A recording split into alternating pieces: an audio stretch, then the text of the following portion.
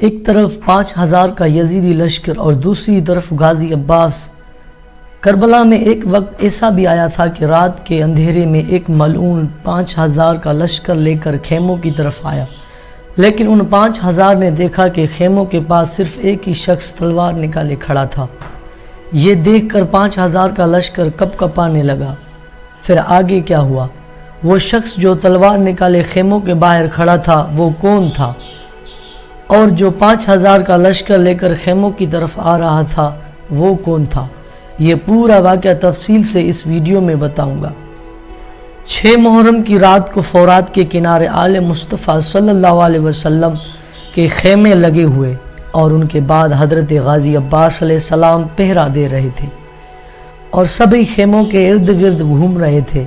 چہرہ پر نور، آنکھوں میں روب، ہاتھوں میں تلوار، ہاشمی نوجوان، شیر حیدر کرار۔ رات کا اندھیرا، اچانک گھوڑوں کی ٹاپوں کی آوازیں آنے لگی۔ دیکھا کہ سامنے 5000 سوار کا لشکر کوئی لے کر آ رہا ہے جس کا سالار شمر ابن ذوالجوشن تھا۔ شمر ابن ذوالجوشن اپنے لشکر سمیت خیموں کے قریب آیا اور دیکھا سارے خیمے فورات کے کنارے پر لگے ہوئے ہیں۔ یہ سوچ رہے ہم فورات پر قبضہ کر لیں گے اور جیت جائیں گے، اپنے مقصد میں کامیاب ہو جائیں گے، لیکن یہ ان کی بھول تھی۔ فورات کے کنارے آل مصطفیٰ صلی اللہ علیہ وسلم کے خیمے اور غازی عباس کا پہرا۔ غازی عباس خیموں کے ارد گرد پہرا دے رہے تھے۔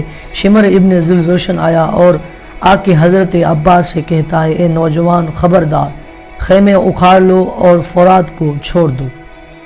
یہ کہنا تھا شمر کا۔ حضرت غازی عباس نے امام علی علیہ السلام کی آنکھوں سے ایک دفعہ اس کی طرف دیکھا اور اپنی تلوار نیام سے نکالی۔ جب غازی عباس کی تلوار نیام سے باہر آئی تو پورا لشکر گھبرانے لگا، کیونکہ سب کو معلوم تھا کہ یہ علی کا بیٹا ہے۔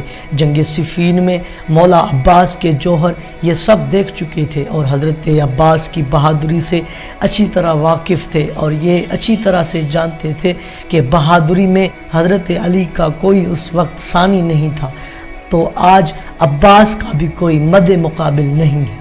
لیکن پھر بھی یہ کھڑے رہے جب حضرت عباس نے تلوار نکالی اور آگے بڑھ کر تلوار سے ایک لکیر کھینچی اور ایک حد قائم کر دی اور فرمایا، تم میں سے جو بھی کوئی اپنے باپ کا ہے وہ اس لکیر کو پار کر کے داخل ہو جائے۔ مولا عباس کی ایسی جرت، 5000 کا لشکر اور یہاں سے صرف غازی عباس اکیلے۔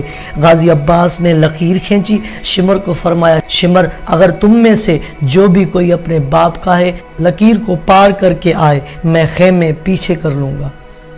ایک لمحے کے لیے حضرت امام حسین علیہ السلام کی نظر حضرت عباس پر پڑی۔ جب غازی عباس کی تلوار نیام سے باہر دیکھی، امام حسین نے امامت کی نظر سے حضرت عباس کو دیکھا۔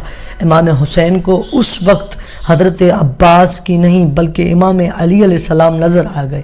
کربلا میں امام حسین کو عباس میں علی نظر آئے۔ حضرت امام حسین بغیر حضرت عباس کو آواز دینے کے خیمہ بی بی زینب سلام اللہ علیہا میں چلے گئے۔ حضرت امام حسین خیمہ بی بی زینب سلام اللہ علیہا میں آئے اور آ کے فرمانے لگے، بہن زینب، غازی عباس کو بلائیں اور انہیں حکم دیجئے کہ خیمے اکھاڑ لیں اور پیچھے لے جائیں۔ حضرت بی بی زینب سلام اللہ علیہا نے حضرت فضہ کو بلایا۔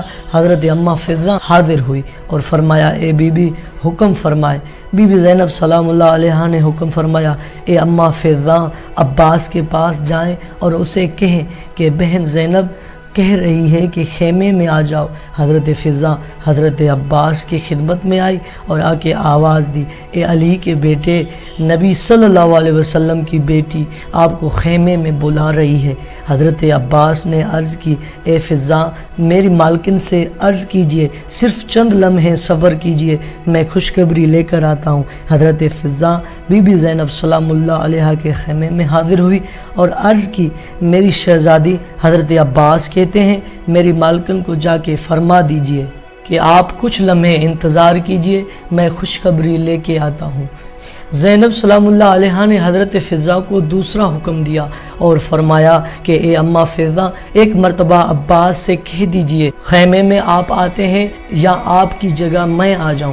حضرت فضہ حضرت عباس کی خدمت میں دوبارہ حاضر ہوئی اور کہا اے علی کے شیر بیٹی، نبی صلی اللہ علیہ وسلم کی بیٹی نے حکم دیا ہے کہ آپ آتے ہیں یا میں آ جاؤں؟ یہ الفاظ سننے تھے کہ حضرت غازی عباس نے تلوار نیام میں واپس ڈالی، بجلی کی رفتار سے خیمہ بی بی زینب سلام اللہ علیہا حاضر ہوئے اور ہاتھ باندھ کر عرض کی اے میری مالکن حکم فرمائے۔ حضرت بی بی زینب سلام اللہ علیہا نے حکم فرمایا کہ اے میرے بھائی عباس، خیمے اخاڑ لو اور جہاں امام حسین فرمائے وہاں لگا دو۔ حضرت عباس نے بی بی زینب سلام اللہ علیہا کے حکم کی تعمیل کی اور خیمہ فورات کے کنارے سے ہٹا دی۔